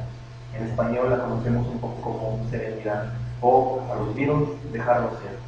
Dejar ser las cosas, sin embargo, que pasen las cosas, que estén adecuadas a las cuestiones de los avances tecnológicos, sin embargo, que no me determinen a mí para todo, en todo lo que yo hago. Es decir, que, como dirá Heidegger acá, las cosas, las cuestiones impersonales y también la técnica son o fungen como una perfecta dictadura.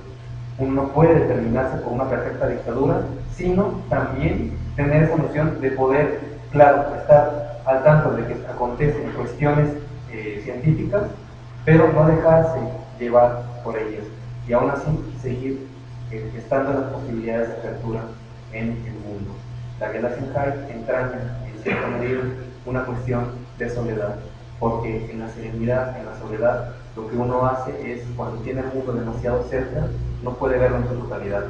Lo único que hace es dar un paso para atrás para ver las cosas de otro modo. En ese sentido, Heidegger nunca pensará ni abandonar al mundo, ni romper con los otros. Esa no es la soledad para Heidegger, sino es simple y sencillamente dar un paso para atrás para volver a ver el mundo de otra manera, una manera que nos permita seguir existiendo en las posibilidades de esto. Hasta aquí sería mi intervención.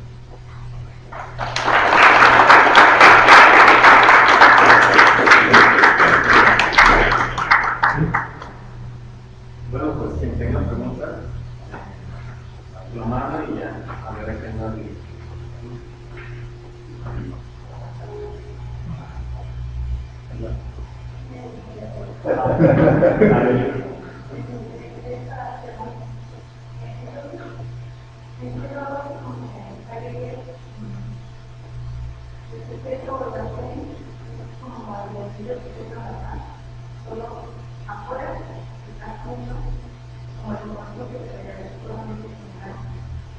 Bueno, Lacan, en la carta robada, precisamente utiliza un término demasiado similar para decir que la existencia significante o el inconsciente actúa a pesar del sujeto.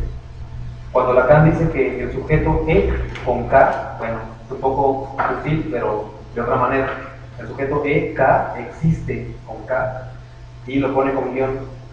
Cuando uno ve la carta robada, señales sobre la carta robada, dará cuenta que el significante, dirá Lacan después, el significante solo llega a unas expensas del sujeto. Sí, que el inconsciente es a pesar del sujeto.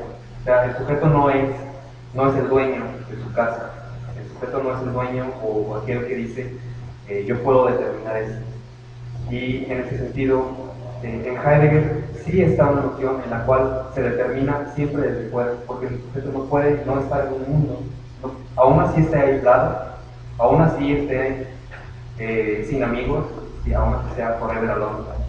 Es un sujeto que todo el tiempo se está determinando y es un sujeto que está habitando el mundo. Así lo habite en soledad, así lo habite solitario, así lo habite sin aparentemente tener alguna posibilidad, ahí está existiendo. Y no lo sé con la cuestión del acto, no lo sé, pero habrá que pensarlo. No sé si respondo o si ya más. Me suena como que yo quiero decir que el analista intenta que en esta de los tratados a la ley de los que aparece una selección de datos y es lo que también se debe ser a partir de dificultades de su deseo. Y eso no parte de lo que yo conozco, sino que es algo que se formó en este momento para la selección. El analista lo que está haciendo precisamente ahí es, justamente como lo decía Víctor, a partir de la extracción hace apertura. Y en ese sentido, al momento de hacer apertura para hacer de otro momento, es lo mismo que en Heidegger cuando piensa de esta manera la apertura del Dasein. Él no le llama sujeto porque la filosofía está cargada de esta tradición que cree sujeto y objeto como si fueran cosas separadas. Por eso le llaman así. Pero sí, en ese sentido, la apertura es la cuestión similar. Tiene sus grandes similitudes y sus diferencias.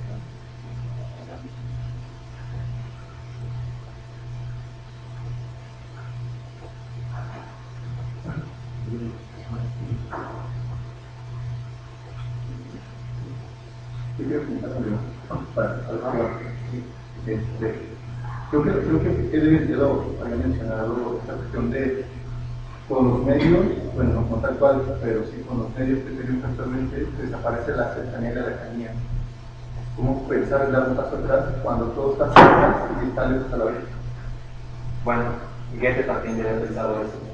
Todos los cercanos se alejan, decía en ese sentido. Y es en ese sentido, lo pienso a partir, como Heidegger trataba de pensarlo, cuando uno está en fotografía y cuando uno tiene demasiado cerca la cámara, las cosas están fuera de foco. Es decir, están tan cerca que están borrosos. Pero cuando uno se aleja no quiere decir que nada más se aleje para irse y ya no volver a verlo, sino cuando uno se aleja se sigue viendo o se ve de una manera mejor en ese sentido. No es como cuestión todavía binario de cerca, lejos, lejos, cerca, sino en un sentido de que tiene que haber una instancia en el sujeto para que eso que está de una manera tan presente, exista una posibilidad de ausencia para que siga, para que esa presencia se vea mejor, por decirlo, en un sentido más freudiano. Es decir, tiene que existir una posibilidad o la posibilidad de que lo que está, si está tan cerca y está difuminado, uno no puede ni siquiera distinguir entre cerca y lejos, entre adentro y afuera. Uno no puede distinguir. Solamente cuando uno da un paso para atrás es cuando se clarifica y uno se da cuenta de las cosas que estaban ahí sin que las hubiera visto.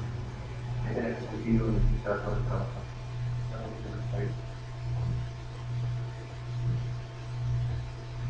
Yo voy a comentar algo a ver si se animan, que lo que más nos interesaría era, o es que dialogar. Sabemos que los temas no son fáciles, los autores menos, pero el asunto es poner en relación estos autores, estos temas, y generar de alguna manera un diálogo. Quizá el sentimiento más poderoso, y en esto del psicoanálisis es un tercero, es el del amor. Y Víctor tocó un tema bastante complejo, como que a partir de la cuestión del amor, de la parte de bastante que el tiempo es un espacio muy especial. ¿Cuál es y le hizo mi mujer. Sí, yo tendría que ver con el bueno, pero quisiera hacer una relación aquí de manera muy rápida. Benjamin, ¿está el amor viviendo? Sí, está el amor. ¿Por dónde, lo voy a decir así casi como algo, por dónde le entra el marxismo a Benjamin? Le entra por una figura, una mujer, directora del campo, llamada Axalashi, es quien le enseña marxismo a Benjamin, ¿no? Y estuvo muy enamorado Benjamin de ella, aunque fue un amor imposible. No puede ser de un amor con toda la problemática que haya al respecto. ¿Está el amor en Heidegger? Teóricamente no, pero Heidegger fue un enamorado increíble. A los casi 80 años la esposa fue por él, se voy a devolver con una amante, y fue a rescatarlo. Y una de sus amantes fue esta pensadora tan paradigmática llamada Hannah Arendt, que fue amante de Heidegger. Hay un texto hermoso ahí que se llama Los demonios de Heidegger, que toca todo el tema del amor. Heidegger y sus demonios. Heidegger y sus demonios. Y Heidegger, en una de las cartas que le escribe a su esposa, argumenta, y créanme que no es un pretexto, esto daría pie para toda una conferencia, argumenta que él se refugia en el amor cuando viene desolado, ¿sí?, de haber estado en esta tierra inhóspita del ser. Entonces, para reconfortarse, la cura. Ahí está esta.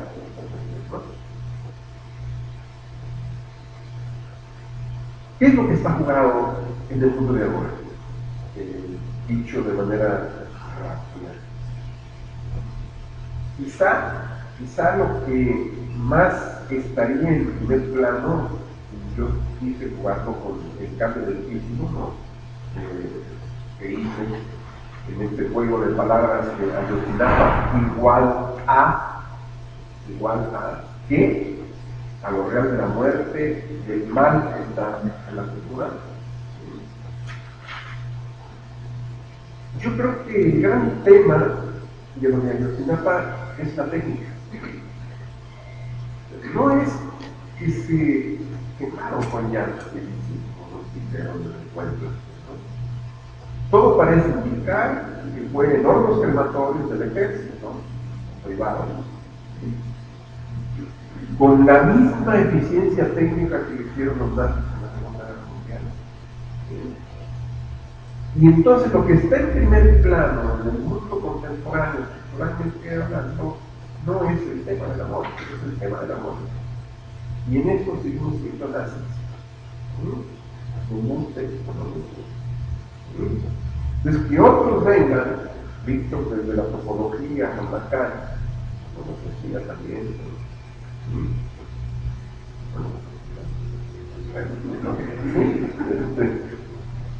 hablarnos del amor y del sujeto.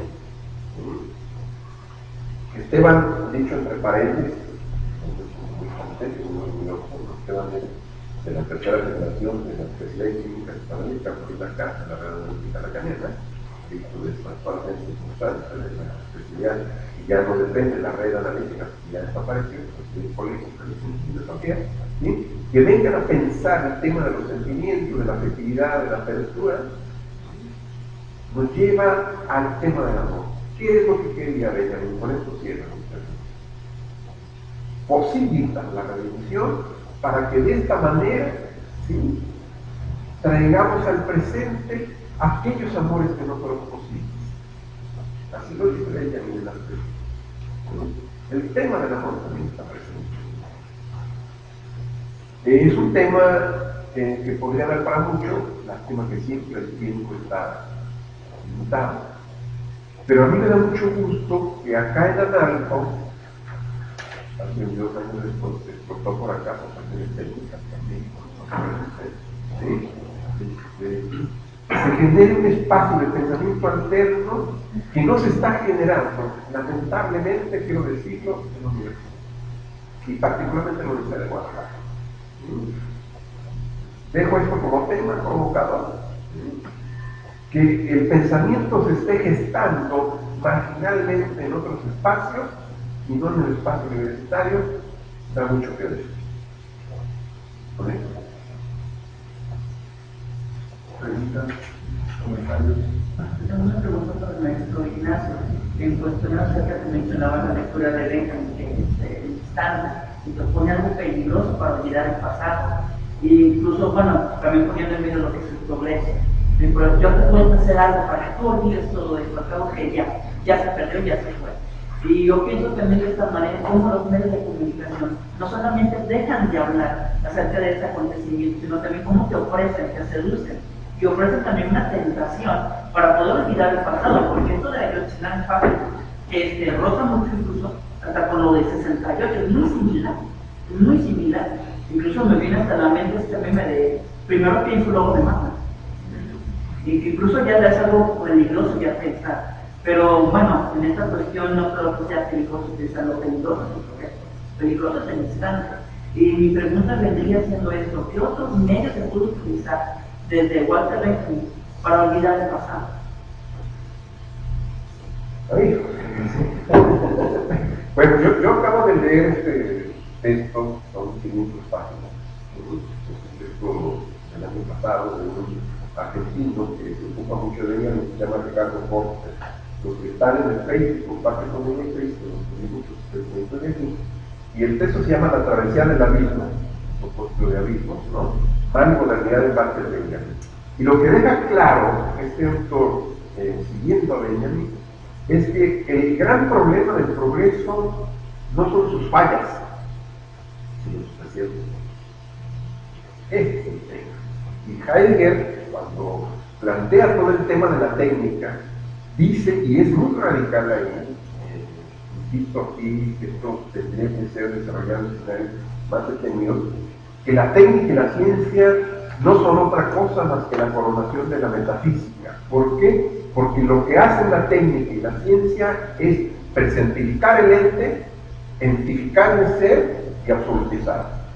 ¿Sí? Y entonces, desde esa perspectiva, el gran problema no es donde la ciencia falla, sino donde la ciencia funciona. Y esta dimensión ominosa de la ciencia que está en juego, sobre todo por la ciencia ficción, creo que esta ciencia que la tan respetaba, ¿no? Desde esa perspectiva, el asunto técnico, por eso me quise terminar con esto, no es este cuento que quisieron vendernos, porque una de las dimensiones que está jugada en torno de la es el tema de la mentira y el tema de la verdad. No es este cuento que lo quemaron con llantas, quemaron a los 43 con llantas y así. Todo parece indicar, y científicos lo están sosteniendo, ¿sí?, que cuando quemaron en hornos, ¿sí?, técnicamente diseñados para fantasmas. El destino significaría que el ejército tenga. Hasta cuando, no que los tenga, ¿no?, sino hasta cuando justamente un detenimiento en eso, ¿no?, que es lo que asusta realmente. Es la parte, yo quiero comentarles, con esto termino, sé que cuando subí la pintura de Paul Klee, ¿sí?, alguien la comenta, ¿sí?, alguien la comenta por ahí, me voy a encontrar el comentario, Y de mencionar que la técnica de regalar los televisores, ¿no? Claro, que hemos mencionado. Que se dan cuenta que, bueno, ahí les va para que vean la verdad, televisores. Dice Ángel González, que es alguien que está compartiendo en el mes conmigo, dice, hablando de la pintura de Paul Klee, siempre me ha gustado mucho esta obra, fíjense ahí como lo dice, al mismo tiempo que me provoca angustia, aunque nunca tanto como ahora. Pues esta es la parte que nos da.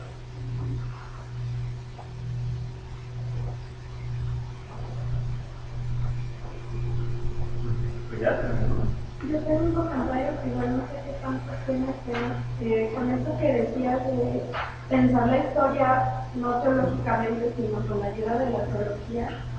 Hay un documental que se llama La noche del fin del mundo, habla del accidente de Chernobyl, y es muy curioso porque la tesis que sostiene el documental es que hay una serie de coincidencias como muy extrañas y lo que fue el accidente, que fue en 1986, donde explotó el núcleo del reactor 4, desatando una serie de catástrofes que hasta la fecha no se tiene claras cuáles serán los resultados, ¿no?, y que además es un área que quedará contaminada de próximos 24.000 años. Y bueno, básicamente hace una comparación con el Apocalipsis, donde Juan describe que el tercer ángel del Apocalipsis vendrá y desatará una bola de fuego que caerá a la tierra, y subirá, ¿no?, o subirá y volverá a caer a la tierra. Y bueno, es básicamente lo que se vio, los testigos que vieron en Chernobyl de lejos, en el accidente de la planta, vieron una bola de luz que estudió que era el núcleo, el reactor explotando y cómo volvió a caer a la tierra. Entonces, bueno, hablaba de que realmente, más allá de esta coincidencia con el libro del Apocalipsis, que realmente fue un accidente de una magnitud bastante grave. En la escala de accidentes nucleares es 7, que es la máxima que hay, supera 3 veces lo que pasó en Hiroshima en cuanto a magnitud de isótopos radioactivos emanados. Y bueno, decía que realmente se llama la noche del fin del mundo porque la tesis que dice es que el fin del mundo comenzó en 1986 con este accidente, que además fue minimizado en su momento. Tardaron incluso 1 día y medio en evacuar a la gente porque les decían que era seguro estar ahí. Y pues yo lo que me pregunto es realmente, que también creo que tiene que ver como con este tren del progreso y la ciencia que va sin freno hacia ninguna parte, si realmente estamos a tiempo, porque todavía se cuestiona eso de si hay que meter este freno, pero estamos a tiempo, o el algoritmo simplemente está ahí que a la cabeza de la esquina más, incluso tragando. Y no nos hemos dado cuenta por muchas razones, ¿no? En el caso de la radioactividad, porque ni siquiera se tenía claro qué es lo que las consecuencias que iba a traer. Y otra coincidencia más es que Chernobyl significa agente.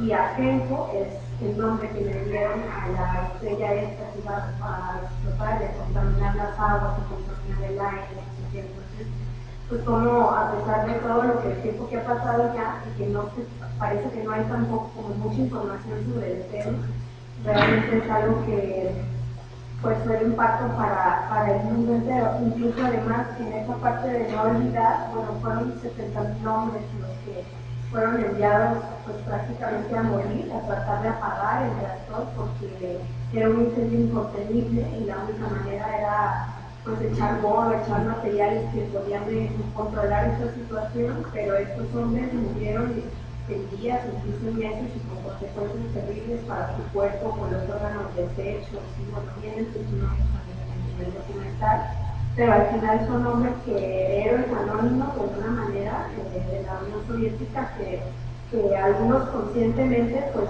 sabían a lo que iban, otros no tanto, no tenían claro como las consecuencias, pero que dieron su vida para que esa catástrofe no fuera mucho más grave de lo que de por sí ya fue. ¿Este documental también? Sí, está en línea, se llama La Noche del Fin del Mundo y pues lo pueden checar ahí. Creo que vale la pena, a lo mejor no, sí tiene como un punto de vista tal vez sesgado, mete mucho la parte de la religión, pero creo que vale la pena ver. Quizá lo que falta, digo rápido, la política se sigue jugando, quírase que no, en términos teológicos. Por ejemplo, están los antiapocalípticos, que ahí normalmente son los estados, que tienen un ideólogo nazi muy importante, que Benjamin lo estudiaba y lo analizaba, que tenía como nombre Carl Schmitt. Para Carl Schmitt, lo más importante es detener el caos. Entonces, por eso el Estado tiene que intervenir con su estado de excepción para detener el caos. Entonces, en ese sentido, los príncipes eran los representantes del Estado, bajo la figura que sea, presidentes, primeros ministros, reyes, son en ese sentido antiapocalípticos. ¿Sí? Pero está en otro lado los mesiánicos, o los apocalípticos, como el caso de Walter Benjamin, quienes sostienen que de lo que se trata es que el caos realmente se venga en toda su dimensión para facilitar de esa manera la salvación. Y en ese sentido es decisión. Y por lo tanto apuesta por un verdadero, así le llaman las tesis, un verdadero estado de excepción, ¿no? ¿Por qué? Porque solamente en esa perspectiva es donde podrá advenir el Salvador. Que llegará, dice Kafka, en el ultimísimo momento. No necesariamente llegará, pero si llegara, llegará en el ultimísimo momento. ¿Sí? Entonces, hace falta todavía un análisis crítico de la política y por fortuna de esta autor que está haciendo, que es Roberto Espósito, de política italiano, que es más útil. Y para quien quiera ver algo de teología, hay una película de 2010 que se llama Legión de Ángeles, un mexicano que se llama Stewart. Es una película muy interesante porque es la lectura de la historia a ras de suelo desde una perspectiva teológica, pero vista desde la perspectiva de la Biblia, ¿no? Una película interesantísima, exceptuando quizá una escenita y me parece la como hombre araña, un texto, ¿no? Pero una película ¿no? Entonces, ¿por qué digo esto? Porque yo siempre que comento cuestiones teológicas digo lo siguiente: la teología es algo muy serio para dejarla en manos de los teólogos.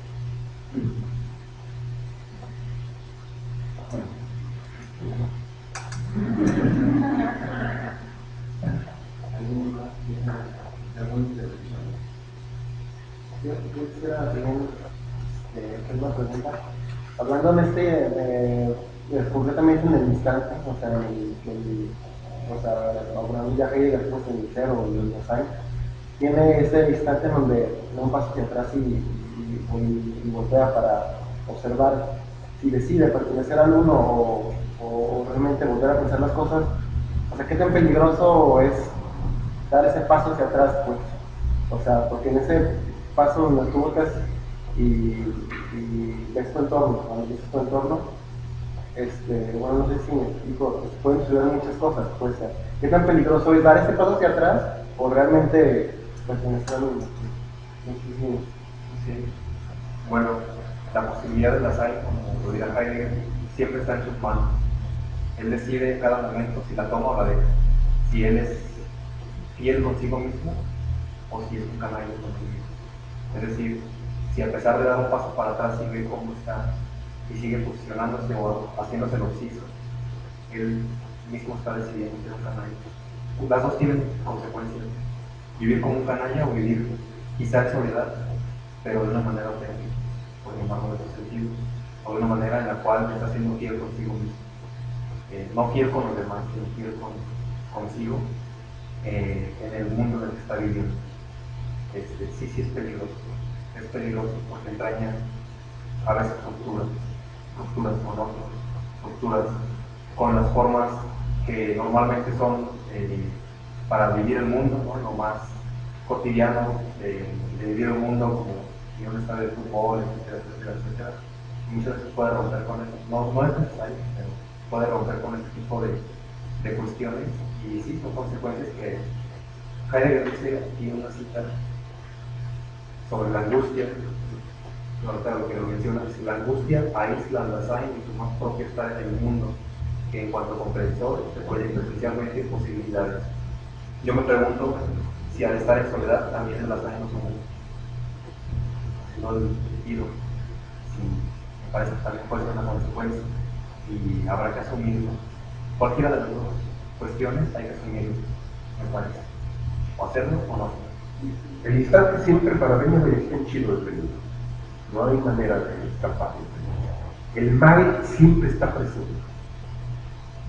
Entonces, esto es lo interesante, pues. Y desde esa perspectiva, el reto es, desde el punto de vista de la temporalidad, ¿cómo detenerlo? Y en las series, Benjamin acude a esta figura mítica de la Biblia que Josué, que tuvo el sol, dicho en lenguaje más moderno, en vez de vendetta, se hace explotar en la lengua. Esta es una metáfora, significa que tenemos que hacer un algo. Porque si no, vamos derechito. La pregunta es, ¿podemos detenerlo? Y lo decimos tres.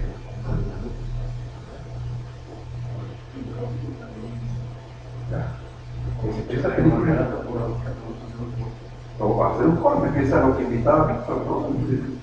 Ya basta, que es todo lo que se ha jugado en las calles, ¿no? O sea, ya basta, ¿no? O sea, incluso también este espacio, ¿no? Hace ratito me parece interesante enseñar los ejercicios, ¿no? En la construcción de la historia, de nuestro lugar aquí, ¿no? Como colonia, como barrio, pues salir también, ¿no? O sea, aquí es un espacio obligado, pero que se viene afuera, ¿no?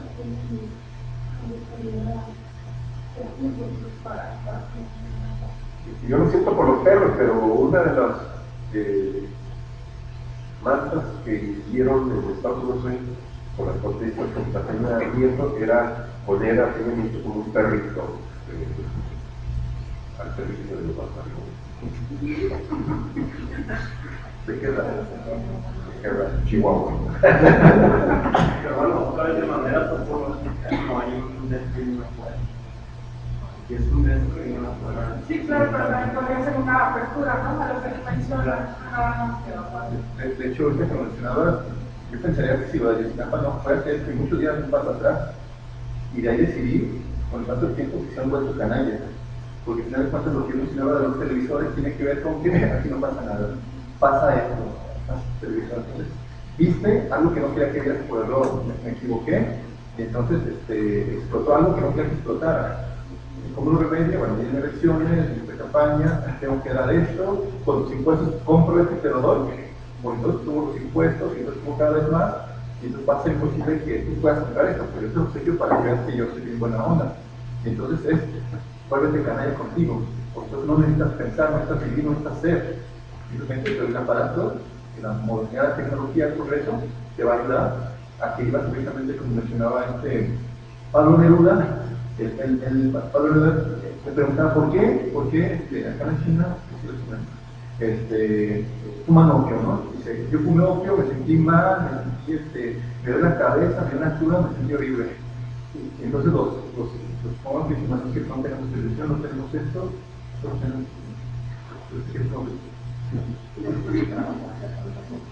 ¿cómo no? Si trabajan 16 horas, ¿cómo no van a buscar algo, una droga? Entonces, empezaron a vivir, entre comillas, y saber que precisamente necesitan dar un paso atrás, entonces volvernos canalla o hacer algo diferente. Bueno, quiero comentar sobre eso con los editores. No solamente yo lo veo como una cuestión de dejarles ver algo, sino también como una cuestión de lo que hablaba Esteban, de lo propio y de lo impropio. Cuando escuché a Peña Nieto decir por qué daba los televisores, dijo porque quería acercar a los mexicanos a la tecnología. Entonces, cuando habla de eso, no dejaste ya sobre la tecnología y la tecnología te arrebatara lo propio y transformarte en lo impropio. Entonces, creo que es una cuestión también de hacer todo sin propio, crear. Y no es inocente el acto de la televisión. ¿Manda? No es inocente. No, pero hay algo como muy maléfico de eso. Por eso, no ocultar mostrando cualquier cosa. Precisamente hice una publicación donde nos invitaba a ver un documental que se llama Despertar la vida o al final. Es un nuevo televisor. Que para los menos sirve de algo. Bueno, con esto, al margen de lo que todavía pregunté, nosotros vamos a estar trabajando de manera conjunta. Esto fue posible gracias a los esfuerzos de Esteban y de Nixon, que conjuntan, por un lado, acontecer, y por otro lado, Interfestivas. Y bueno, nosotros vamos a estar de manera permanente, no necesariamente aquí, puede ser, pues ya veremos cómo, haciendo este tipo de trabajos que, insisto, que los deseamos tener. ¿Por qué? Porque están muy instalados en la comunidad democrática, ¿no? Cobrar su cheque cada 15 días, por y bueno, todavía hasta que a pesar de que bueno, entonces desde esa perspectiva, qué gusto tenerlas aquí, qué gusto que participaron, qué gusto que se dé un diálogo, esperemos que sea el inicio de una reflexión conjunta, colectiva, y me parece que tenemos muchas cosas por delante, y sobre todo el compromiso de pensar claramente lo que tenemos en cuanto a lo que se nos avecina. Ya es solo una cosa más, antes de tirar dos preguntas para Víctor. Polémico. Mencionabas que se repite lo mismo una manera de amar. Yo me pregunto, o sea, ¿siente lo mismo? Hablaba de la forma. Cuando yo hablaba de que el amor no existe precisamente, es porque tenemos que darle forma constantemente. El amor se deforma si no se alimenta. Aquí voy con esto. Si damos por hecho que una relación ya está hecha por el simple hecho de que hay un contrato social, somos novios, por el hecho del contrato matrimonial, eso no garantiza que eso genere un amor. Los planteos tendrían que estarse constantemente anulando, constantemente haciendo algo para poder sostener ese amor. Bueno, y la segunda pregunta era sobre tu partido, ¿no? ¿El amor no existe o el amor no es? La existencia, no sé, que el amor no es, o no sé, ni tampoco el que se ama es. Eso es otra cosa, no es otra cosa. Bueno, ¿cómo sabemos que estamos enamorados? Porque se siente. Y precisamente me parece que el amor y la muerte, en ese sentido, son inexplicables, sino a partir de la propia experiencia. Yo por cierto enamorado, sí, porque lo sé, lo siento. ¿Cómo sé que estoy muerto? No sé, contando no muero, pero bueno. Pero en ese sentido, creo que sería una pregunta para pensar, digo, no sé si no es. Yo no lo mencioné, pero sí retomo en este escrito lo de amar a izquierda lo que no se tiene a quien no lo ve, porque precisamente no es exactamente aquello que yo perdí en esta caída del objeto A, aquello que desde que yo nací se fracturó, eso no es. Pero si no existe la posibilidad de que yo ame y entonces pueda hacer algo con mi falta, algo con mi agujero. Y es a partir de ahí que no existe la posibilidad de amar a alguien. Ahora, para meter más cizaña, lo peor no es estar muerto, contra lo que se cree, sino que podemos estar muertos en vida, y la metáfora del zombie ahí está. Y la apuesta del sistema es a zombificar. Nos quieren zombies. Pero también está lo vinoso del desaparecido, que es no vivo, no muerto, no fuera. Es decir, el muerto en un cadáver y el desaparecido no es. Por eso tanto problema y tanta angustia con los 43, ¿no? Y tanta insistencia en esta cuestión política de que vino se lo llevaron, vino los que. Creo que es una pregunta para pensar y me la llevo ya la estamos irlo trabajando, ¿no? Y realmente eso es lo interesante de las preguntas, de ese aporte, ¿no? Que nos pongan a pensar, que me dan un diálogo más. Pues, muchas gracias, no hay más. Regresaremos con tiempo, nos vemos puntos. Enseñar que los dispositivos van a ir variando, no podemos tener el mismo dispositivo, pues tienen colores, no se encuentra. Pues tenemos que estar ahí cambiando. Pues muchas gracias, agradecemos a todos y todas en el estado y la verdad fue un placer. Bueno, ya nomás como comentario, en el Facebook creo que se convirtió como una profesión voluntaria. Para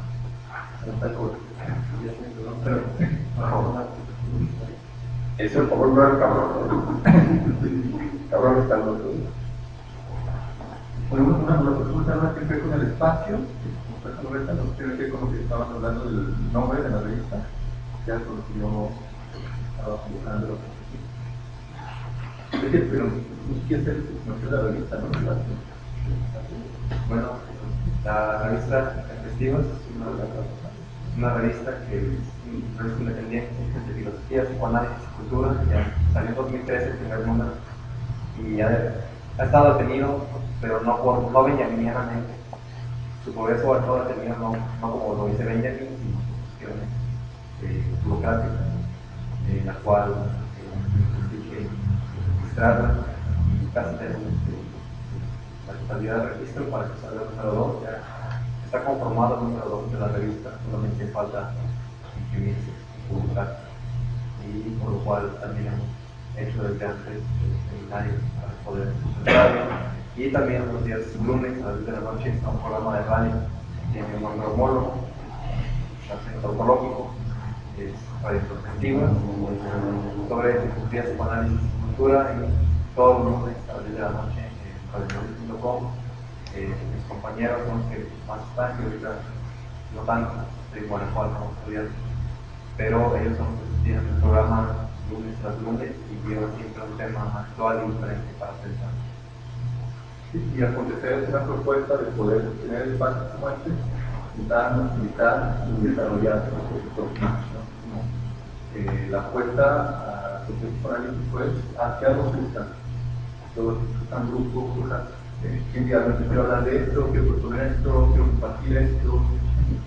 Algo, ¿no? Realmente no seamos aislados, ahí estamos uno a uno, pero en realidad cuando compartimos, cuando hablamos, nos exponemos. Y es eso, ¿no? Al exponernos nos damos cuenta de algo. Y entonces el derecho a hablar, a decir, bueno, quiero que esto, quiero proponer esto, quiero compartir esto. No es lo mismo cuando se piensa, cuando se dice. Entonces, que completar este espacio para crear lugares donde podamos escuchar, proponer y expresar. También si no están ustedes, pues agregarle y también a la página, ¿no?